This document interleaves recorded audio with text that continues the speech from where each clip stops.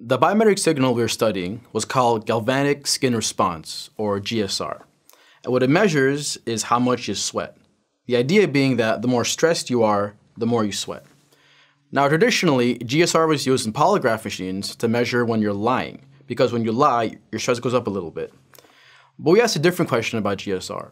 We wanted to know, can I use GSR in the hiring process for a job?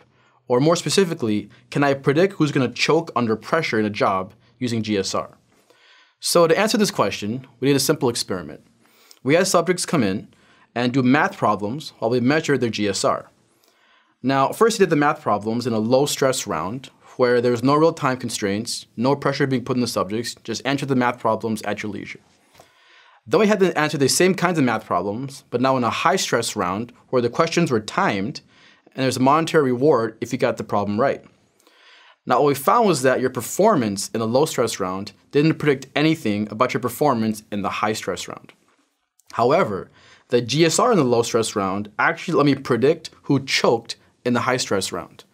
And the chokers had a very distinct GSR pattern. It was either flat or decreasing, which meant that they were relaxing in the low-stress round.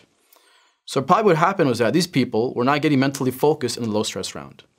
Then when the pressure increased in the high-stress round, they weren't prepared for it, and so they choked. So this is just one experiment, but it suggests that GSR can be used in the hiring process for jobs that have high risk and a lot of stress. And the jobs where you can actually test the real job conditions on an employee before the actual job starts. So for instance, a soldier in the battlefield, or a doctor or nurse in the emergency room, or a trader on Wall Street. For these kinds of jobs, GSR can be useful in the hiring process. So is GSR going to replace a resume in the hiring process going forward? Well, I don't think so. Because what GSR can't tell me is it can't tell me, do you have the skills for a job? The resume tells me that. What GSR tells me is when the pressure increases, will I maintain my skill level or will I choke?